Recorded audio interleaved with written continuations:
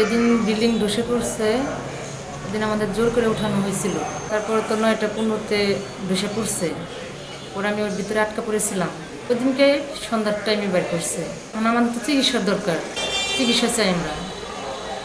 আর যারা আমাদের জোর করে ঢুকাইছে তাদের আমরা ফাঁসি চাই। ইতিমধ্যে পাইছে হলো ক্যান্টনমেন্ট থেকে অ্যাকাউন্ট করে দিচ্ছিল, অ্যাকাউন্টে পাইছিলাম মাত্র 28,000 টাকা, শুধু 70,000 টাকার মাল দিচ্ছিল। আমার এন থেকে উদ্ধার করে নিয়েছিল হইলো আপনার ঢাকা পঙ্গুতে সিট খালি আসছিল বিলে আমার নিয়ে গেছিল ঢাকা সেবিকা হাসপাতালে। ওই সেবিকা হাসপাতালে আমার নিজের 45,000 টাকা জমা দিয়ে আমার রাত 8টা বাজে বলে অপারেশন করছে। 4 জন হইলে খাওয়াই, আর একটা হইলো বাচ্চা হইলো হপা হইলো নাতিন কোলে 6 মাস বয়স। আমার অবস্থা খুবই খারাপ। কত দাবি করলাম, কিছুই তো পেলাম না। ওই যে হাওয়া একজন ওভার ব্রিজে বসে বসে ভিক্ষা করে, যে লোক নাকি আজকে গার্মেন্টস চাকরি করতে সেই লোক আজকে ওভার ব্রিজে বসে বসে ভিক্ষা করে। আমাকে ভিক্ষার অবস্থা ভিক্ষার থেকে খারাপ হয়ে গেছে। আমাকে কোন হাট গেলে বার কয় কি তোমরা রান্না প্লাজার চাকরি করছো, তোমাকে টেহা আছে, হ্যাঁ আমরা কই যাবো কি করবো। সারা বছরে কেউ কোন খোঁজ খবর নেয় না, কেউ আসে না। এই এপ্রিল মাস আইলে পরে হয়তো বা আপনারা 2-1 জন আসেন খোঁজ খবর নেবার জন্য। খোঁজ খবর নিয়ে লাভটা কি? কোনো লাভই নেই। কারণ এই যে দেখতেছেন আমার দোকানটা, ছোট্ট একটা দোকান, এই দোকানে নাই কোনো মাল সামানা, হয় না কোনো বেচা কিনা। এই দোকানের বড় সাইজ তৈরি 4 জন মানুষের খাওয়া। 8:45 বাজে তখন একটা শব্দ হইলো। শব্দ হওয়ার পরে যে মানুষ দৌড়াদৌড়ি করতেছে, দৌড়াদৌড়ি করার পরে আমি চাই দেখি যে সব মানুষ দৌড়াইতেছে। দৌড়ানোর পরে আমি যে নামুম, আমার সেই সময়টা নাই, সেই শক্তিটাও নাই। আমি তেইভাবে পুবমুখী বসে কাজ করতেছি। হঠাৎ করে একটা শব্দ হলো যে ফাটন ধরলো। ফাটনটা ঘুরে আমি চাই দেখার মতো সময় নাই। একটা যেমন ওই যে মেলার মধ্যে চরক গাছ ঘুরে ওই রকম আমার একটা টান দিয়ে নিচে নিয়ে গেছে। কয়তলায় পড়ছি। পরে দাঁড়াইবার গেছি, দাঁড়াইবার যাই দেখি যে আমার দাঁড়াই পারি না, পাও বোধ নাই। পরে দেখি যে পা ভেঙে গেছে। আমার এক রিক্সাওয়ালা উদ্ধার করছে। রিক্সাওয়ালা বলছে পরে ওদের কাছে যে গোডাউনের থেকে বের করছে এপারে। আমাকে সরকারে কি করব, আমাকে ক্ষতিপূরণটা আমরা চাই।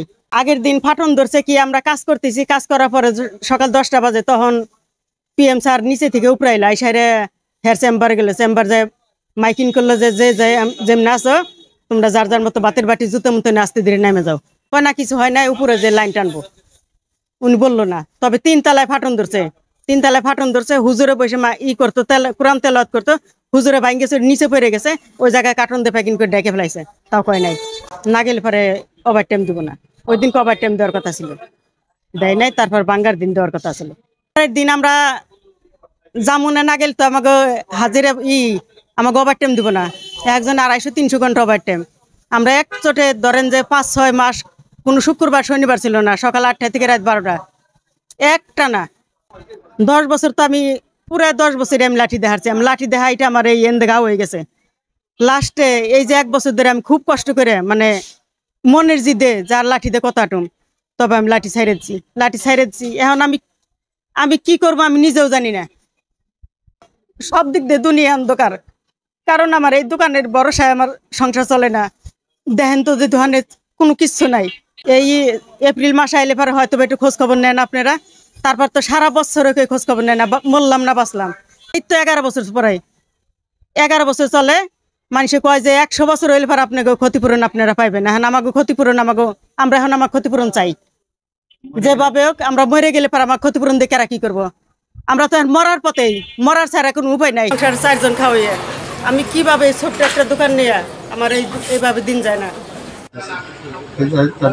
রানা প্লাজা সার্ভার অ্যাসোসিয়েশন, যেটা রানা প্লাজা আহত শ্রমিক যারা পঙ্গু প্রতিবন্ধী হয়ে গেছে, রানা প্লাজা ক্ষতিগ্রস্ত, তো সেই সংগঠনের পক্ষ থেকে আমরা সরকারের কাছে সবসময় দাবি করছি। আমরা বিভিন্ন প্রোগ্রাম করেছি, সরকারকে সবসময় জানাচ্ছি যে আমরা আজীবন পুনর্বাসন চাই। আমাদের যে পুনর্বাসন সেটা চাইছি। আমরা বলছি আমাদের এক জীবন আয় সমাপনের ক্ষতিপূরণ, পুনর্বাসন এবং আজীবন সুচিকিৎসা, সেটা রানা প্লাজা শ্রমিকদের প্রতিনিধি রেখে। এবং আমরা বলেছি সরকারকে যে আমাদের যে অনেক ভাই বোন মারা গেছে, অনেকে নিখোঁজ হয়ে গেছে, আমরা যারা পঙ্গু হয়ে গেছি আমাদেরকে এমন কিছু করে দেওয়া হোক যাতে আমরা কিছু করতে পারি। যেমন এই 11 বছর ধরে আমি পঙ্গুত্ব জীবন বরণ করতেছি, কিন্তু আমি চাই আমার সরকারের কাছে আমার একটাই আবেদন, আমাদের ক্ষতিপূরণ দেওয়া হোক। আমি এত বড় একটা ইনজুরি যে আমার এই ডাইন হাতটা অকেজ হয়ে গেছে। তারপরে আমার পেটের উপরে ভীম পড়িয়া আমার গোপন অঙ্গ থেকে আমার বাচ্চার থরিসহ আমার নাড়ি বুড়ি বের হয়ে গেছে।